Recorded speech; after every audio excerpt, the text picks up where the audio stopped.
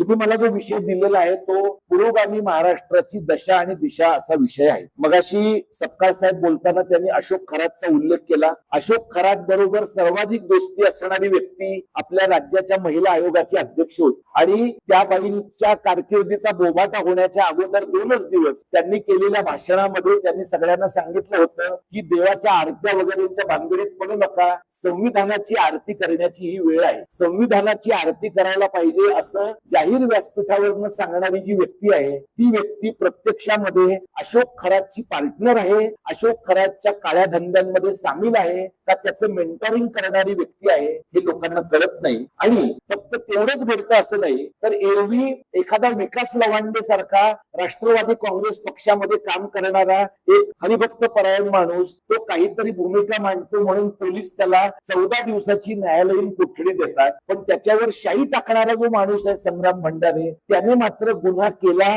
गुन्हा मान्य केला, त्याच्याबद्दलचा अभिमान व्यक्त केला तरी सुद्धा त्या माणसाचं काही होत नाही.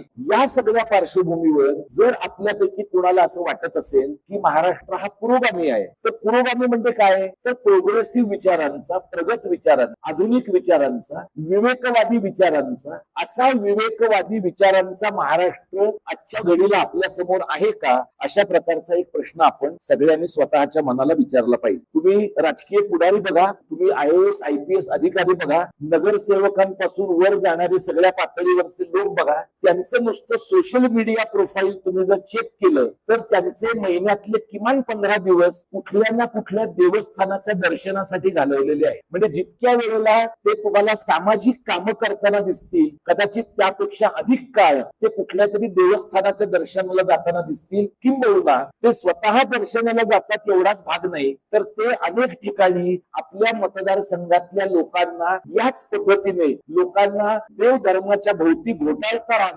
राहता येईल आणि त्या माणसांना नवीन काही विचार करावासा वाटणार नाही याच्या प्रकारची सोय करताना आपल्याला सातत्याने दिसत. अशा प्रकारचा महाराष्ट्र आधीपासून होता का आणि अशा प्रकारचा महाराष्ट्र गेल्या काही वर्षांमध्ये कशामुळे निर्माण झाला? आपण ज्या वेळेला असं म्हणतो की हा शाहू फुले आंबेडकरांचा महाराष्ट्र आहे, म्हणजे किती काही वर्षांच्या पूर्वीपर्यंत आपण शाहू फुले आंबेडकरांचा महाराष्ट्र आहे असं म्हणत होतो. खरं तर टेक्निकली आपण ते फुले शाहू आंबेडकरांचा महाराष्ट्र असं म्हटलं पाहिजे, कारण फुले आधी येतात, शाहू नंतर येतात आणि आंबेडकर त्याच्यानंतर येतात कालानुक्रमाने. पण आपण बोलण्याच्या पद्धतीप्रमाणे शाहू फुले आंबेडकरांचा महाराष्ट्र असं म्हणत आलेलो आहोत. अजित पवारांनी ज्या वेळेला त्यांचा पक्ष सोडला आणि ते विकासासाठी म्हणून भाजपच्या बरोबर गेले त्यावेळेला त्यांच्या आणि मूळ पक्षामध्ये वाद झाला की शरद पवारांचं नाव वापरायचं की नाही. आणि मग ते नाव जर वापरायचं नाही, यशवंतरावांचं नाव जर वापरायचं नाही तर मग सबस्टिट्यूट म्हणून काय वापरायचं, म्हणून मग त्या पक्षाने शाहू फुले आंबेडकर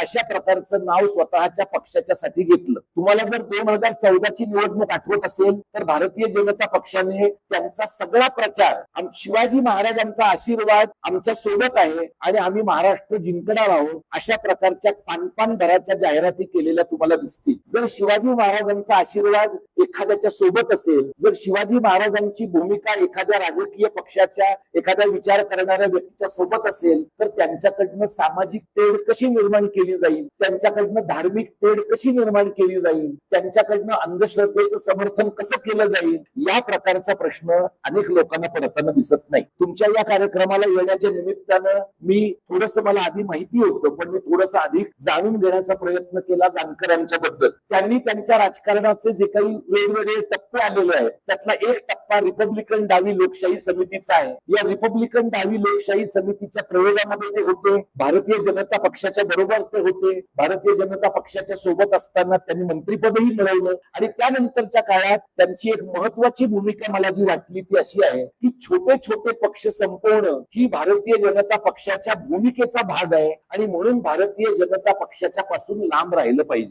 या महाराष्ट्रातली सगळ्यात मोठी अंधश्रद्धा जर कुठली असेल तर भारतीय जनता पक्ष हा छोट्या पक्षांचा मित्र आहे, ही सगळ्यात मोठी अंधश्रद्धा आहे. त्या अंधश्रद्धेपासून जानकर साहेब तुम्ही वेळीच बाहेर आलात याबद्दल मी तुमचं मनपूर्वक अभिनंदन करतो. फक्त मी तुम्हाला एक सांगतो की सिंहगडावर म्हणजे तेव्हाच्या कोंढाण्यावर ज्याप्रमाणे सूर्याजीने मावळ्यांना असं सांगितलं की आता मागचे दोर कापून टाकलेले आहेत, तसंच तुम्ही इथं पाचगणीत आलेल्या तुमच्या मावळ्यांना सांगायला पाहिजे की आता भारतीय जनता पार्टी, RSS काँग्रेस, संघ आणि रेशीम बाग यांच्या बरोबरचे सगळे दोर आम्ही कापून टाकलेले आहेत. आता त्यांच्या नादाला पुन्हा लागायचं नाही. हे जे आहे हे घडलं नाही तर महाराष्ट्रामध्ये मोकळा श्वास घेण्याची परिस्थिती नाही. महाराष्ट्रामध्ये कुठल्याही प्रकारचा पुरोगामी विचार जर जपायचा असेल तर भारतीय जनता पक्षापासून किमान काही हाताचं अंतर ठेवल्याशिवाय तुम्हाला तो विचार जपता येणं शक्य नाही. म्हणजे तुम्ही भाजप बरोबर जाल आणि धर्ममुक्त व्हाल, तुम्ही भाजप बरोबर जाल आणि अंधश्रद्धा मुक्त व्हाल, तुम्ही भाजप बरोबर जाल आणि सहिष्णू व्हाल, तुम्ही भाजप बरोबर जाल आणि प्रोग्रेसिव्ह विचारांचे व्हाल, असं कधीही घडण्याची शक्यता नाही. कारण त्यांच्या डोक्यातलं जे हिंदू हिंदुस्थानचं कथन आहे ते हा देश एक साची पद्धतीने घडवणारं कथन आहे. आणि त्या दृष्टीनं त्यांना मुळामध्ये या राज्यात या देशात कुठेही विरोधी पक्ष नावाची कसलीही गोष्ट नको आहे. राज्यामध्ये किंवा देशामध्ये ज्याला आपण पुरोगामित्व म्हणतो त्या पुरोगामित्वामध्ये माझी एक भूमिका आहे, जानकरांची दुसरी भूमिका आहे. आज जानकर त्यांच्या भूमिकेनं सत्तेत असतील आणि मी विरोधात असेल, उद्या मी माझ्या भूमिकेने सत्तेत असेल, ते विरोधात असतील, तर आमचं सह अस्तित्व असणं शक्य आहे. या प्रकारची भूमिका आधुनिक लोकशाहीमध्ये मान्य असलेली भूमिका आहे. आधुनिक लोकशाही व्यवस्थेची चौकट वापरून हुकुमशाही आणि फॅसिझम कसा आणता येतो याचं भारतीय जनता पक्ष हे इतकं उत्तम उदाहरण आहे की त्यांच्या सोबत राहून तुम्हाला महाराष्ट्रामध्ये पुरोगामी आणि सेक्युलर राहता येण्याची काही शक्यता नाही. तुमच्यापैकी काही लोकांना नांदेडचे एक आदर्श गृहस्थ माहिती असतील, आहेत का माहिती? नांदेडचे ते आदर्श गृहस्थ आहेत. त्यांच्या वडिलांनी मराठवाड्यामध्ये पाणी आणलं आणि त्यांनी मराठवाड्यामध्ये सत्यसाईबाबा आणि भ्रष्टाचार आणला. त्यांनी मराठवाड्यामध्ये सत्यसाईबाबा आणले असं मी का म्हणतो? राज्याचे मुख्यमंत्री असताना वर्षा बंगल्यावर या माणसाने सत्यसाईबाबांना आणलं आणि सत्यसाईबाबांचे पाय वर्षा बंगल्यावर आणून त्यांना धुतले. हे महाराष्ट्रामध्ये घडलेलं आहे. हे ज्या वेळेला घडलं त्याच वेळेला काँग्रेस पक्षाचे देही उघडायला पाहिजे होते की आपण चुकीच्या माणसाच्या हातामध्ये तिजोरीच्या किल्ल्या दिलेल्या आहेत. पण काँग्रेस हा इतका जुना पक्ष आहे की त्यांना शहाणपण यायला पण थोडा वेळ लागतो. त्याच्यामुळे त्यांना ते कळेपर्यंत हा माणूस भाजपमध्ये लंपास होऊन निघून गेला.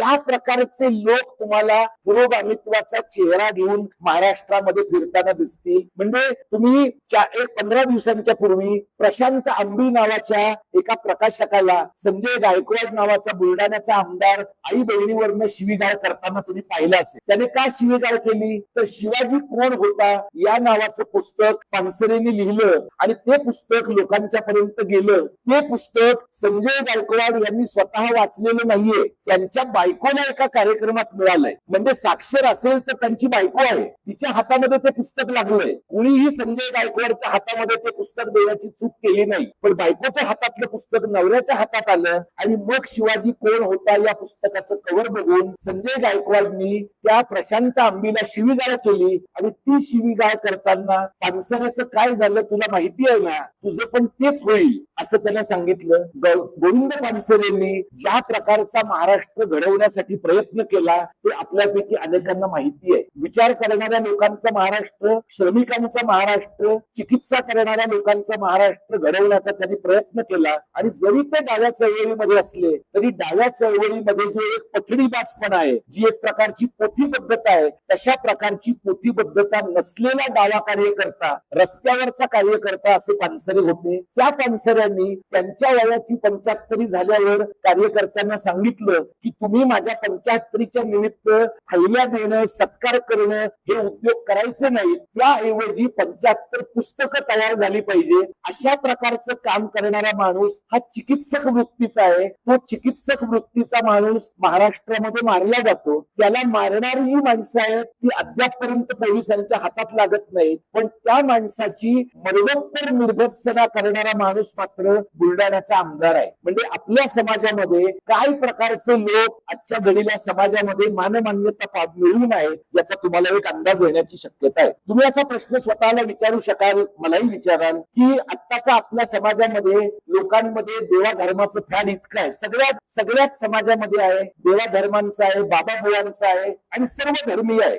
असं असताना तुम्ही आम्हाला या प्रकारच्या गोष्टीपासून बाजूला जाऊन तुम्ही सेक्युलर वागलं पाहिजे, पाहिजे, प्रगत वागलं पाहिजे असं सांगण्याचं कारण काय आहे? मी तुम्हाला सांगतो. तुमच्यापैकी काही लोकांनी मधल्या काळामध्ये त्या देऊळ बंद 1, देऊळ बंद 2 या सिनेमांच्या जाहिराती पाहिल्या असतील. टेलिव्हिजन मध्ये तशाच प्रकारच्या धार्मिक स्वरूपाच्या मालिका पाहिल्या असतील. या सगळ्या मालिका, हे सगळे सिनेमे ज्या वेळेला तुम्ही पाहता त्यावेळेला एखाद्या समाजामध्ये एखाद्या माणसाची, एखाद्या व्यक्ती समूहाची प्रतिष्ठा, त्यांचा विकास हा अंतिमतः देवावर, धर्मावर, दैवावर, नियतीवर असा अवलंबून आहे असं मानण्याकडे कल आहे. म्हणजे 100-200 वर्षांच्या पूर्वी ज्या वेळेला शेतात काही पिकत नव्हतं, काही एखाद्या प्रकारचं अनिष्ट येत होतं, त्यावेळेला तंत्रज्ञान नसल्यामुळे माणसांनी देवाला एखादा बोकड कापला, त्यावेळेला देवाची भाकणूक केली, देवाची आणखी काही उपासना केली तर ते समजण्यासारखं होतं. आज आपल्याला कळतंय की मराठवाड्यात पाणी नाही, याचं कारण मराठवाड्याचं आणि एकूणच महाराष्ट्राचं जलव्यवस्थापन पूर्ण बिघडलेलं आहे. महाराष्ट्राचं जलव्यवस्थापन पूर्ण का बिघडलंय? कारण वातावरणीय बदलांच्यामुळे माणसांच्या जगण्याचा पूर्ण तोल ढासळलाय. आणि अशा परिस्थितीमध्ये आपल्याला जर पुढे जायचं असेल, आपल्याला पर्यावरणाच्या अंगाने, विकासाच्या अंगाने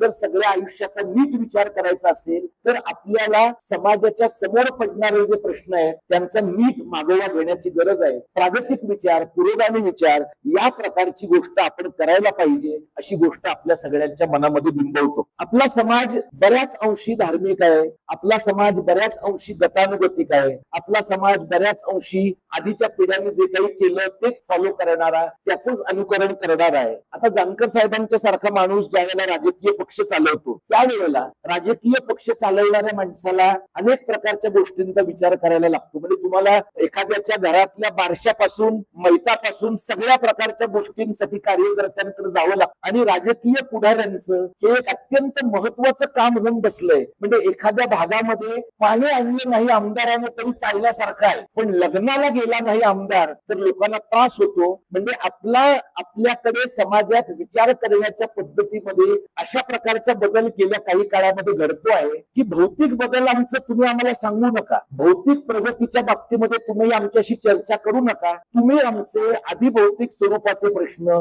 आध्यात्मिक स्वरूपाचे प्रश्न सोडवा. मग लोक काय करतायत बघा, सगळे आपले जे लोकप्रतिनिधी आहेत, बरेचसे लोकप्रतिनिधी तुम्हाला असं दिसेल राजकीय पुढारी आपल्या मतदारांना चारधाम यात्रेला घेऊन जातील, शिर्डीला घेऊन जातील, ज्योतिबाला घेऊन जातील, बाळूमामाच्या यात्रेला घेऊन जातील. तुम्ही सांगाल त्या ठिकाणी राजकीय पक्षाचा नेता तुम्हाला घेऊन जातो. त्याची अपेक्षा फक्त इतकीच असते की मतदानाच्या दिवशी तुम्ही मतदान केंद्राकडे फिरकलं पाहिजे आणि फिरकल्यावर त्याच्या पक्षाचं चिन्ह लक्षात ठेवून त्याच चिन्हाला मतदान केलं पाहिजे. हे जे आहे ही एक प्रकारची भाबडी श्रद्धा आहे राजकीय पुढाऱ्यांची मतदारांच्याकडनं. पण मतदार ही एक चलाक जमात आहे. लोकशाहीमध्ये आता लोक काय म्हणतात की मतदार हा राजा आहे, मतदार हा सुज्ञ आहे, मतदार हा सगळ्यात शहाणा आहे. आपण सगळे मतदार आहोत. आपण सगळ्यांनी वेगवेगळ्या निवडणुकांमध्ये मतदान केलेलं आहे. तुम्ही थोडंसं आत्मपरीक्षण करून स्वतःला असं विचारून बघा की आपण दरवेळेला सुज्ञ आहोत का, आपण दरवेळेला मतदार राजा आहोत का,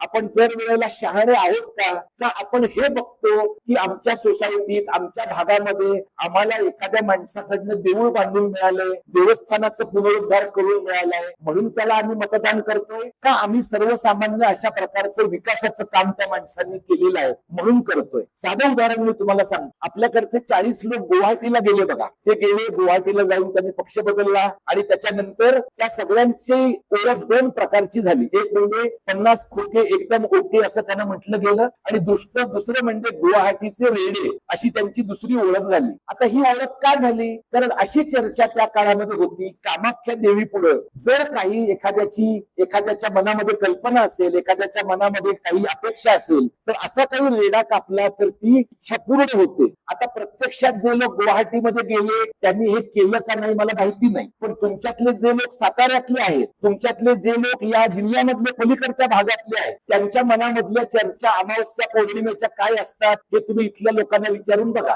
म्हणजे अमावस्या पौर्णिमेला विकास कामं करणाऱ्या माणसांच्या घरामध्ये काय होतं याच्या चर्चा जर आपण नीटपणाने ऐकल्या तर आपल्या असं लक्षात येईल की बाहेर जे लोक तुम्हाला सांगतात की रस्ता म्हणजे विकास आहे, पूल म्हणजे विकास आहे, अटल सेतू म्हणजे विकास आहे, वाढवण बंदर म्हणजे विकास आहे, मुरबे म्हणजे विकास आहे, अशा भौतिक सुविधा म्हणजे विकास आहे असं तुम्हाला सांगणारे जे लोक आहेत त्या माणसांच्या हातातले गंडे दोरे तुम्ही बघा, त्या माणसांनी केलेल्या उपासना, त्या माणसांनी केलेल्या पूजा, त्या माणसांनी केलेले अघोरी विधी तुम्ही बघा. म्हणजे तुमच्या असं लक्षात येईल की लोकांना बाहेरून प्रागतिक व्हा असं सांगणारा आपला जो राजकीय वर्ग आहे तो काय पद्धतीने विचार करताना दिसतोय. आज महाराष्ट्रामध्ये आपण सर्व प्रकारच्या समाजामध्ये लोकांशी बोलताना, लोकांशी वागताना हा विचार करतो की आपल्याला समाज शहाणा बनवायचा असेल, आपल्याला समाज विचारी बनवायचा असेल तर आपण काय पद्धतीनं वागलं पाहिजे आणि काय पद्धतीनं समाजाची दिशा असायला पाहिजे. आताच्या घडीला एका राजकीय पक्षाचे कार्यकर्ते म्हणून तुम्ही इथं बसलेले आहात. दीड एक दिवस तुम्ही आता इथं बसाल, तुम्ही तुमच्या कुटुंबाच्या काही एक जबाबदाऱ्या बाजूला टाकून एका राजकीय पक्षासाठी तुमच्या आयुष्याचा काही एक वेळ देण्यासाठी इथं आलेले आहात. हे स्वाभाविक आहे की तुमच्या मनामध्ये अशा कल्पना आहे की या शिबिराच्या नंतर 6 महिन्यांनी, वर्षभराने या पक्षामध्ये तुमचा काही एक राजकीय उत्कर्ष झाला पाहिजे, तुमचा काही एक संघटनात्मक उत्कर्ष झाला पाहिजे. कदाचित पुढच्या निवडणुका होतील त्यावेळेला तुम्हाला काहीतरी तिकीट मिळालं पाहिजे, तुमच्याकडे संघटनेचं एखादं महत्वाचं पद असलं पाहिजे. पण हे करत असताना ज्या लोकांच्याकडे तुम्ही जाणार आहात किंवा ज्या लोकांच्याकडे तुम्ही जात आहात त्या माणसांच्या विचार करण्याच्या प्रवृत्तीमध्ये, त्या माणसांच्या विचार करण्याच्या मांडणीमध्ये काही प्रकारचा बदल तुमच्याकडनं होतोय का याचा एक विचार कार्यकर्ते म्हणून तुम्ही करण्याची गरज आहे. राजकीय पक्षांचे कार्यकर्ते एकेकाळी असं होते. म्हणजे मगाशी सपकाळ साहेबांनी उल्लेख केला त्या भिलारे गुरुजींचा, ज्यांनी महात्मा गांधींच्या हत्येच्या अनेक प्रयत्नांपैकीचा एक प्रयत्न इथं या महाराष्ट्रीय माणसानं तो प्रयत्न अडवला, पण तो प्रयत्न नंतरच्या टप्प्याला अडवता आला नाही आणि गांधींची हत्या झाली. म्हणजे एकेकाळी राजकीय कार्यकर्ते असे स्वतःच्या जीवाचं बलिदान करणारे किंवा स्वतःचा जीव पणाला लावणारे आता असे पण होते. आता तुम्ही राजकीय पक्षांमध्ये पहा, आता बहुतांश राजकीय पक्षांमध्ये काही सन्माननीय अपवाद वगळता तुम्हाला जे कार्यकर्ते दिसतात ते तैनाती फौजेसारखे कार्यकर्ते आहेत. ते तुम्हाला 300, 500, 1000 रुपयांवर उपलब्ध होतात. अनेक पक्षांमध्ये तर असे कार्यकर्ते आहेत की जे आज तुम्हाला उपलब्ध आहेत, उद्या दुसऱ्या कोणाला तरी उपलब्ध आहेत. त्यांच्या गळ्यातला फक्त मफलर बदलतो आणि पैसे देणारा माणूस बदलतो. या परिस्थितीमध्ये माणसांची कमिटमेंट काय आहे? माणसांची कमिटमेंट फक्त व्यवहाराला आहे. माणसांची कमिटमेंट आपण एखाद्या राजकीय पक्षामध्ये जाऊन कुठला तरी समाज बदलला पाहिजे, माणसांची विचार करण्याची पद्धत बदलायला पाहिजे, याच्याबद्दल फार काही विचार लोक करत नाहीत. लोक असं मानतात की मी कुठल्या तरी एका राजकीय पक्षात आहे, मी कुठल्या तरी एका राजकीय पक्षात आहे कारण मला करिअर करायचं आहे. माझ्या करिअरच्या मार्गामध्ये ज्या ज्या पक्षांचा उपयोग होईल त्या पक्षांचा मी उपयोग करीन. असा उपयोग करणारा माणूस ज्या वेळेला राजकीय कार्यकर्ता असतो आणि समकालीन महाराष्ट्रामध्ये अशा राजकीय कार्यकर्त्यांचं प्रमाण प्रचंड मोठं आहे. असे कार्यकर्ते ज्या वेळेला असतात तेव्हा त्यांच्या दृष्टीनं राजकीय पक्ष हे सुद्धा वापरून फेकून देण्याचं साधन आहे. हा प्रश्न तुम्ही स्वतःला विचारला पाहिजे. जानकर साहेबांनी तुम्हाला विचारायच्या अगोदर की तुमच्या दृष्टीनं राष्ट्रीय समाज पक्ष हे समाज बदलण्याचं साधन आहे का फक्त राजकीय उत्कर्षाचं साधन आहे? जर समाज बदलण्याचं साधन असेल तर त्या दृष्टीनं तुम्ही स्वतःचंही काही एक मूल्यमापन करणं, स्वतःचाही काही एक नवीन विचार मांडणं अत्यंत गरजेचं आहे असं मला वाटतं. एखादा समाज बदलण्याच्या प्रक्रियेमध्ये तुम्हाला असं दिसेल की राजकीय पक्षांचे नेते, प्रशासनातले लोक यांचा अत्यंत मोठा वाटा असतो आणि त्या सगळ्यांना सातत्यानं काही ना काहीतरी भूमिका बजावावी लागते. तुम्ही जर टीव्ही पाहिलात तर तुम्हाला असं दिसेल की राजकीय पक्षांचे अनेक प्रतिनिधी, धार्मिक संस्थांचे अनेक प्रतिनिधी अत्यंतिक प्रतिगामी विधाने समाजामध्ये करताना तुम्हाला दिसतात. साधं तुम्हाला एक उदाहरण मी देतो. मगाशी मी ज्यांचा उल्लेख केला त्या राष्ट्रवादी काँग्रेसच्या विकास लवांडेंचा, त्यांना झालेली मारहाण, शाई फेक हा वेगळा मुद्दा. ती शाई फेक ज्याने केली त्याला दुधाचा अभिषेक केला गेला त्याच्या चाहत्यांकडनं. ज्याच्यावर शाई फेक झाली त्याच्यावर दुधाचा अभिषेक केला गेला त्याच्या चाहत्यांकडनं. संजय गायकवाड ज्याने शिवीगाळ केली त्याच्या फोटोला चपलांचा हार घातला काही लोकांनी, म्हणून बुलढाण्यातल्या त्याच्या मतदारांनी त्याच्या फोटोला दुधाचा अभिषेक केला. म्हणजे दुधाचा वापर कशा पद्धतीने करू नये याची 3 उत्तम उदाहरणं मी तुम्हाला सांगितली. कदाचित त्याच शहरांमध्ये, त्याच गावांमध्ये, त्याच भागामध्ये माणसांना प्यायला दूध नसेल, लहान मुलांना घरात प्यायला दूध मिळत नसेल, पण या प्रकारचे अभिषेक करावेसे का वाटतात? तर अशा प्रकारचे अभिषेक करणं ही पवित्र गोष्ट आहे असं मानण्याकडे कल आहे. म्हणजे हार घालणं, स्वागत करणं, पुष्पगुच्छ देणं, पुस्तक भेट देणं ह्या स्वागताच्या व्याख्या नाही. दुधाचा अभिषेक करणं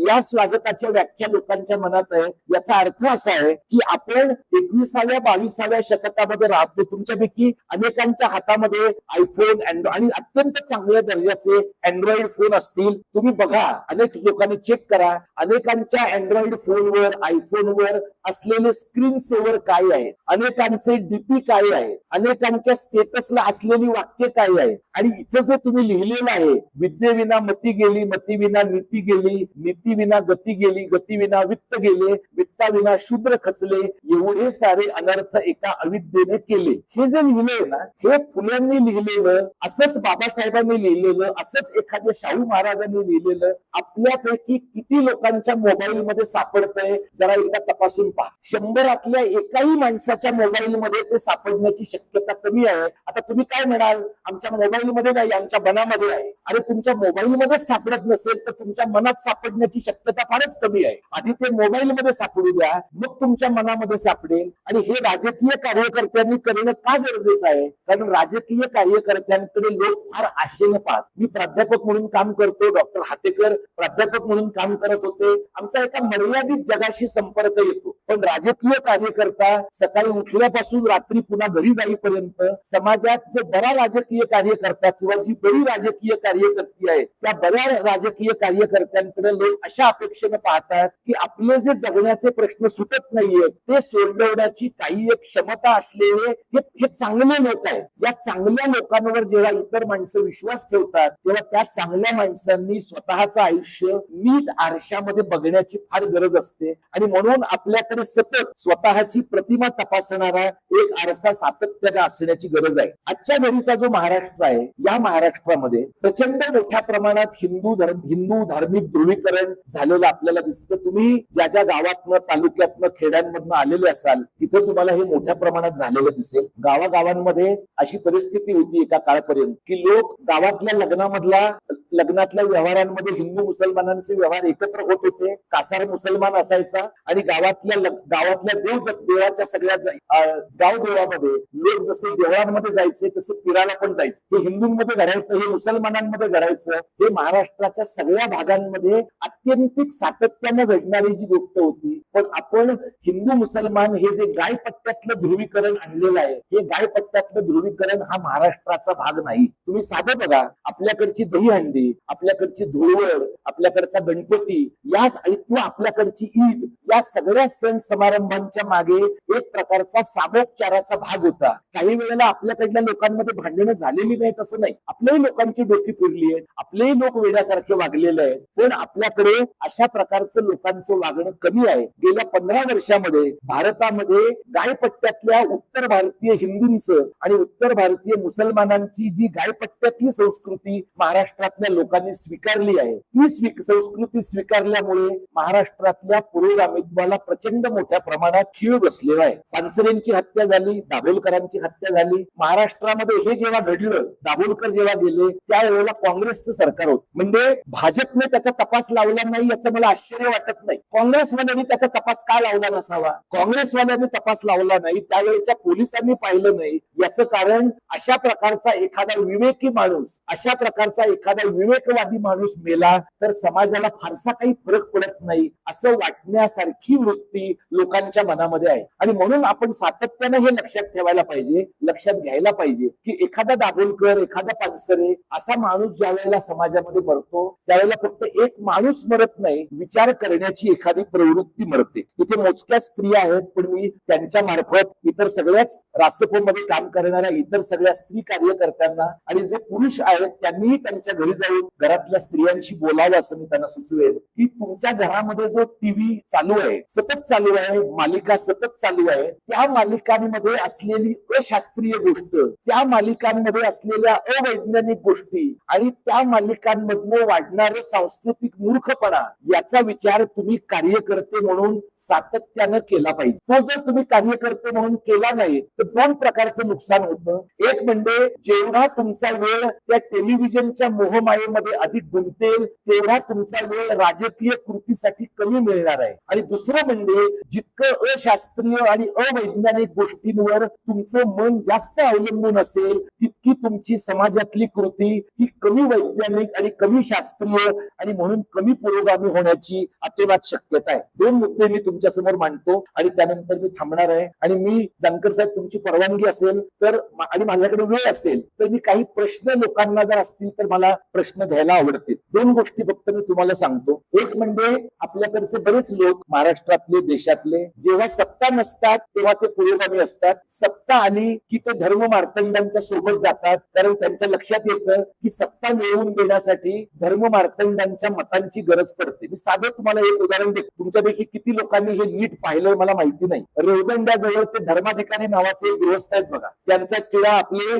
सध्याचे उपमुख्यमंत्री लावतात. ते एवढा खोल लावतात की इथं खड्डा पडला असेल त्यांना. आता बघा जरा तुम्ही चेक करा. तर ते जे रेवदंड्याचे धर्माधिकारी आहेत त्या रेवदंड्याच्या धर्माधिकारींच्या घरी उद्धव ठाकरेंचं सरकार पडण्याच्या अगोदर काही दिवस एकनाथ शिंदेच्या मंत्रिमंडळातले सगळे लोक गेले होते. तुम्ही फोटो चेक करा. हे एक उदाहरण. आणि एकनाथ शिंदेचं सरकार आल्यानंतर बेलापूर खारघर मध्ये त्या धर्माधिकारींच्या सत्काराचा कार्यक्रम झाला आणि प्रचंड उन्हामध्ये माणसं तडफडून मेली, पण त्या मेलेल्या माणसांचा काहीही तपास लागला नाही, त्याची कुठलीही चिकित्सा झाली नाही. एरवी एखादी साधी गोष्ट घडली, एखादा साधा राजकीय महत्वाच्या माणसाला खर्चटलं तरी सुद्धा सरकार सगळं पोलीस दल मागे लावतं. पण धर्माधिकारींच्या कार्यक्रमामध्ये जी गरीब आणि भक्तच माणसं जी उन्हामुळे मेली त्या माणसांच्या मरण्याचा काहीही तपास झाला नाही. याचं कारण हा फक्त धर्माधिकाऱ्यांचा प्रश्न नाहीये, हा धर्माधिकारींनी पोचलेल्या राजकीय सत्तेचा प्रश्न आहे. म्हणजे पुरोगामीत्वाचा विचार करणाऱ्या लोकांनी हे पाहिलं पाहिजे की आपण जेव्हा सत्तेचा विचार करतो तेव्हा सत्ता यानंतरच्या काळामध्ये पुरोगामी माणसांच्या हातात जाईल का? म्हणजे डावे असतील, रासप सारखे लोक असतील, राजन राजनच्या सारखे लोक असतील, राजू शेट्टींच्या सारखे लोक असतील, हे जे या समाजातले जगण्याचे प्रश्न महत्वाचे मानणारे लोक आहेत त्यांना तुम्ही कायम असं सांगणार की तुम्ही रस्त्यावर लढा, तुम्ही आमची आंदोलनं करा, मतदान करताना मात्र आम्ही सत्तेतल्या पक्षाला आमचा QR कोड पाठवणार आहोत आणि त्यांनी पाठवलेल्या पैशावर त्यांना मतदान करणार आहोत. अशाने महाराष्ट्रामध्ये पुरोगामी राजकारण, पुरोगामी संस्कृतीकरण, पुरोगामी अर्थकारण निर्माण होण्याची काहीही शक्यता नाही. म्हणून 2 गोष्टी मोडून काढल्या पाहिजे. संस्कृती आणि धर्म यांचा सत्तेशी बसलेला मेळ मोडून काढणं आणि पुरोगामी लोकांनी फक्त आंदोलनं करायची आणि सत्तेत मात्र धर्मांधाने बसायचं, हे जे द्वैत आपण निर्माण केलेलं आहे ते द्वैत महाराष्ट्रामध्ये मोडून काढलं पाहिजे. आणि दुसरं म्हणजे तुम्ही हे तपासून पहा की महाराष्ट्रामध्ये ज्या ज्या प्रकारची गुंडगिरी आहे, ज्या ज्या प्रकारचं गुन्हेगारीकरण आहे, ज्या ज्या प्रकारचं उद्ध्वस्तीकरण, बकालीकरण आणि भडंगीकरण आहे, हे सगळं करणारे लोक हे पुरोगामी विचारांच्या विरोधी काम करणारे लोक आहेत. त्यामुळे पुरोगामी विचारांच्या विरोधी काम करणाऱ्या लोकांच्या सोबत असणं, त्यांच्या छत्रछायेखाली असणं, त्यांच्याकडनं उपकृत होणं याचा अर्थ महाराष्ट्र उद्ध्वस्त होण्यासाठी मदत करणं असा आहे. आणि म्हणून शेवटचा मुद्दा सांगून मी थांबतो की यानंतरच्या काळात खरं पुरोगामी असं महाराष्ट्राचं जे राजकारण आहे, ज्याच्यामध्ये परवाच्या आंदोलनातच आम्ही जानकर साहेबांच्या बरोबर होतो असं नाही, तेव्हाही मी त्यांना म्हटलं, आज या तुमच्या व्यासपीठावरनं पण मी सांगतो, भाषा समाज संस्कृतीच्या आंदोलनांपासून ते शेतकऱ्यांच्या कामगारांच्या प्रश्नांपर्यंत जे काही आंदोलन असतील त्या आंदोलनामध्ये आपण एकत्र लढणार आहोत, कारण आपण एका विचारांचे आणि एका अर्थाने सहोदर आहोत अशा पद्धतीचा विचार माझ्या मनामध्ये आहे. या प्रकारची भावना मी आपल्या पुढे मांड. आणि म्हणून सरते शेवटी मराठी कारणाचा विचार करणारं महाराष्ट्र धर्माचं पुरोगामी आणि खऱ्या अर्थाने शाहू फुले आंबेडकरांना मानणारं राजकारण आज घडीला महाराष्ट्रात 0% अस्तित्वात आहे. 0% अस्तित्वात आहे, कारण दोन्ही राष्ट्रवादी नामशेष व्हायच्या टप्प्याला आलेले आहेत. दोन्ही शिवसेनांचं आपण मराठी व्हायचं का हिंदू व्हायचं हे ठरत नाहीये. आंबेडकरवादी पक्षांची पण तीच गत आहे. डावे पक्ष त्यांच्या त्यांच्या कोपऱ्यामध्ये काम करतायत आणि म्हणून आता जी पोकळी आहे ती पुरोगामी राजकारणाची पोकळी आहे. पुरोगामी समाज, पुरोगामी शिक्षण, पुरोगामी राजकारण आणि पुरोगामी संस्कृतीकरण या गोष्टी एकमेकांच्या हातात हात घालूनच जाऊ शकतात. ते करण्यासाठी आपण सगळ्यांनी एकत्र यायला पाहिजे असं मी आपल्याला सुचवतो आणि थांबतो. धन्यवाद. जय मराठी, जय महाराष्ट्र. तुमच्या मनामध्ये काही प्रश्न असतील जरूर. आता असं आहे बघा की आतापर्यंत आपल्याला काय वाटायचं की 26 जानेवारी हा प्रजासत्ताक दिन आहे, बरोबर. गेल्या 10-15 वर्षामध्ये तुम्ही बघा 26 जानेवारी हा सत्यनारायणाच्या पूजेचा अधिकृत दिवस आहे महाराष्ट्र. सगळीकडे 26 जानेवारीला लोक सत्यनारायणाची पूजा घालतात आणि लोकांचं कारण काय देतात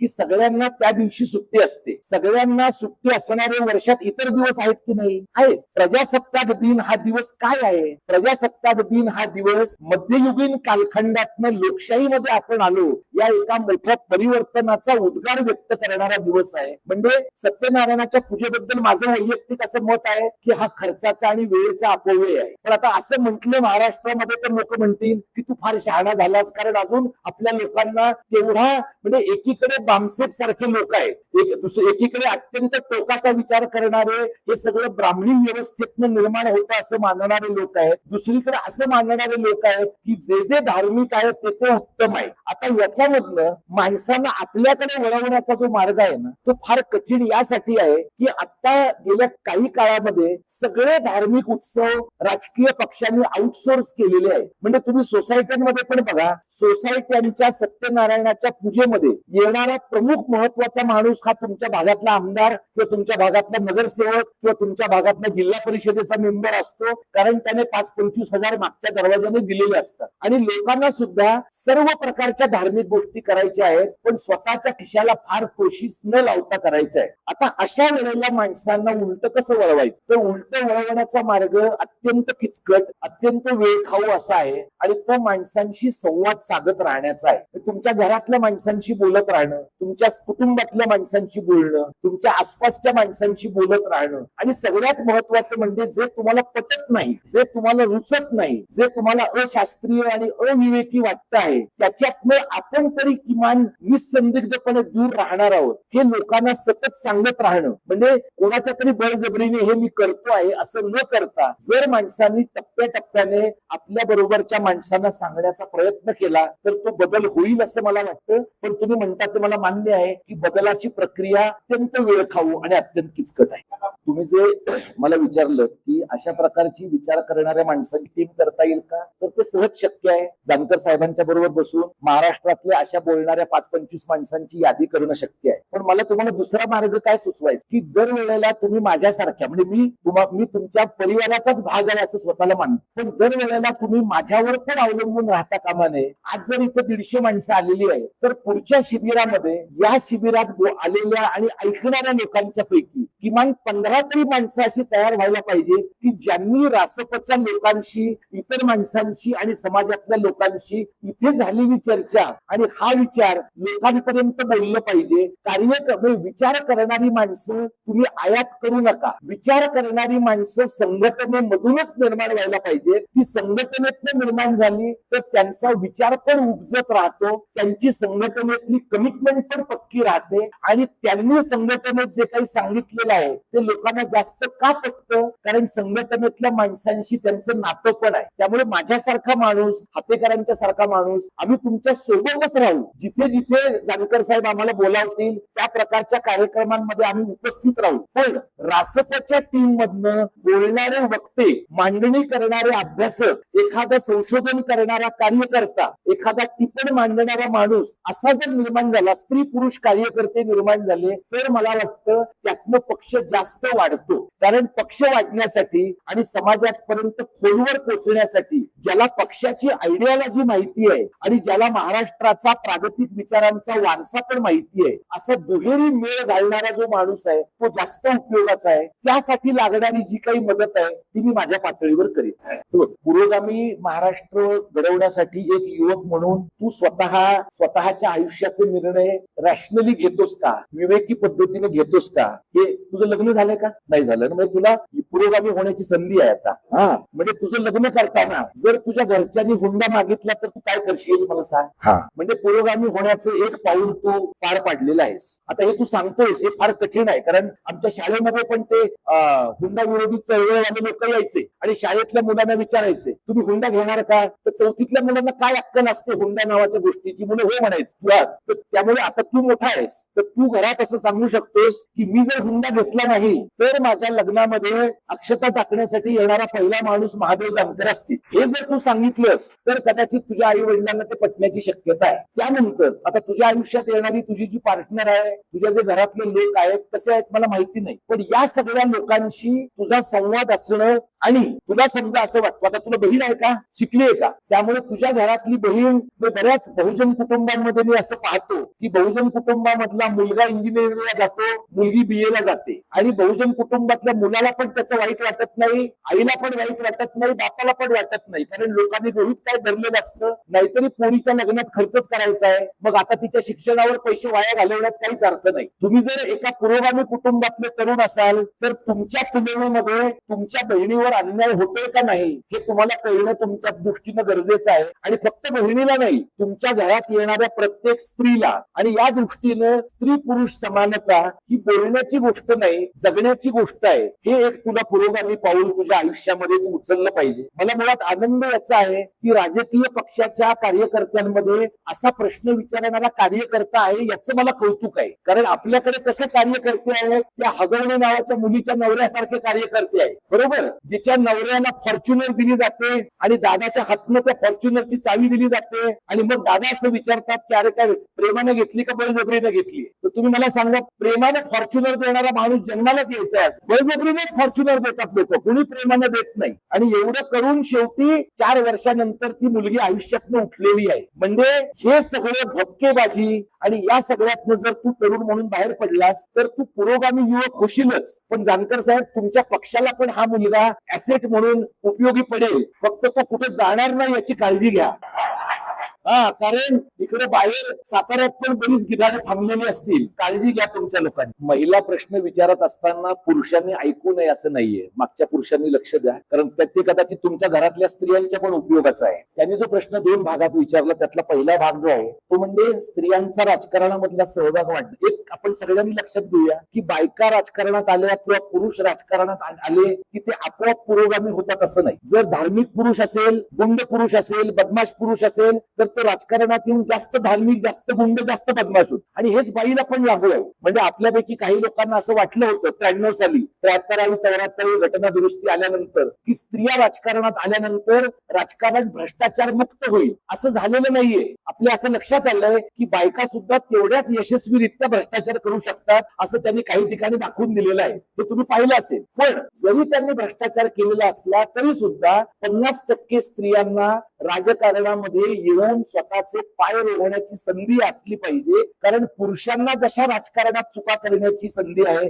तशी बाईला पण असली पाहिजे. मग ती बाई पुरोगामी असेल, प्रतिगामी असेल, त्या बाईने समाजाचं नीट एक्सपोजर घेतलं असेल नसेल हा वेगळा भाग. दुसरा जो मुद्दा काही तुम्ही मांडला तुम्हाला महत्वाचा वाटतो की धार्मिक राजकारण वाढलेलं असताना स्त्रियांना किंवा कोणाला काहीही सांगणं कठीण होऊन बसलेलं आहे. अनेक ठिकाणी मला माहित नाही, आता काही स्त्रियांच्या आणि पुरुषांच्या पण भावना माझ्यामुळे दुखावल्या जाणार, स्त्रियांच्या जास्त, की सत्संगाला जाणाऱ्या बायकांचं प्रमाण खूप आहे. म्हणजे सुनेचा त्रास नको म्हणून सासू सत्संगाला जाते, सासूचा त्रास नको म्हणून सून सत्संगाला जाते. तुमच्या एकमेकींच्या भांडणापेक्षा सत्संग जास्त डेंजरस आहे, हे लक्षात घ्या. त्याच्यापेक्षा तुम्ही एकमेकींच्या झिंज्या उठवणं थोडंफार फायद्याचं आहे. म्हणजे केसाचं तेल वाल्यांचा पण थोडा धंदा वाढेल, तुमचा पण वेळ आनंदात जाईल आणि धर्माच्या नादाला तुम्हाला लावून जे तुमचं धार्मिक तैनाती फौजेमध्ये रूपांतर होत आहे ते तैनाती फौजेमधलं रूपांतर थांबेल. तुम्ही ग्रामीण महाराष्ट्रामध्ये बघा, आतापर्यंत धार्मिक दंगली जेव्हा व्हायच्या त्यावेळेला पुढाकार घेणाऱ्यांमध्ये पुरुष होते. गेल्या 10 वर्षांमध्ये या प्रकारच्या गोष्टींमध्ये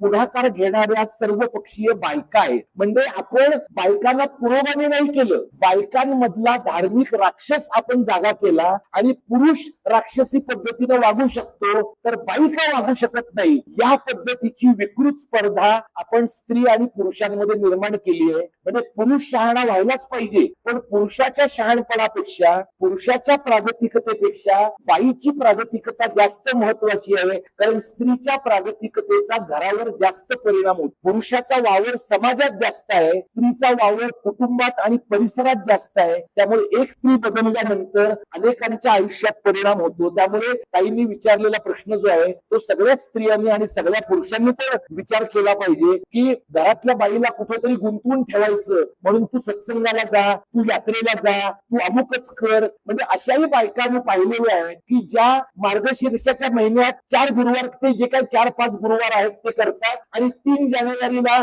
सावित्रीबाईंच्या नावाने चिरी लावतात. म्हणजे तुम्ही एकदा ठरवा की तुम्हाला मार्गशीर्षातले गुरुवार करायचे आहे का सावित्रीबाईंच्या मार्गाने जायचं आहे. दोन्ही रस्ते दोन पूर्ण वेगळ्या दिशेने जातात. मार्गशीर्षातला गुरुवार हे नवीन कॉमर्स आहे, तुम्ही लक्षात घ्या. मार्गशीर्षातल्या गुरुवारामुळे कोणाचा फायदा होतो? साबुदाणे विकणाऱ्या माणसाचा फायदा होतो, फण्या विकणाऱ्या माणसाचा फायदा होतो, कारण त्या फण्याचं तुम्ही वाण देताय सगळ्या इतर बायकांना. हे जे आहे तुम्ही ठरवलं पाहिजे की मी सावित्रीची लेक आहे 3 जानेवारीला आणि मी लक्ष्मीची भक्त आहे मार्गशीर्षामध्ये. असं 2 दगडावर पाय ठेवून चालणार नाही. तुम्हाला एकच ठरवायला पाहिजे. तसंच पुरुषांना पण लागू आहे. पुरुषांनी म्हणजे आता मी सातारा जिल्ह्यात आहे, तुमच्यातले किती बहुजन या मनोहर कुलकर्णींच्या नादाला लागून वाया गेलेले आहेत मला माहिती नाही, पण जर गेलेले असतील तुमच्यातले कुणी तर जानकर साहेब या शिबिराच्या नंतर 2 तास त्यांच्याबरोबर स्वतंत्रपणे बसा. तुमच्या काँग्रेसच्या लोकांना पण सांगा, काँग्रेस आणि राष्ट्रवादीच्या लोकांनीच ही सगळी घाण या जिल्ह्यात आणि नंतर महाराष्ट्रात निर्माण केलेली आहे. तुम्ही शिवाजी महाराजांचं नाव घेणार, तुम्ही संभाजी महाराजांचं नाव घेणार आणि तुम्ही मनोहर कुलकर्णीचे धारकरी होणार तर तुम्ही पुरोगामी महाराष्ट्राचे वारस नाही. तुम्ही धर्मांध महाराष्ट्राचे, मनुवादी महाराष्ट्राचे वारस आहात. काहीतरी एकच म्हणजे बायकांनी मार्गशीर्षातले गुरुवार आणि 3 जानेवारी यातलं एकच निवडायचं आहे आणि पुरुषांनी शिवाजी महाराजांचा महाराष्ट्र धर्म किंवा मनोहर कुलकर्णीचं धारकरीपण यातलं एकच निवडायचं आहे. 2 दगडांवर पाय ठेवला तर खाली पडाल आणि खूप सुधारणा होईल. ही जरा काळजी सगळ्या मंडळींनी घ्या अशी विशेषतः मी पुरुषांना विनंती करतो.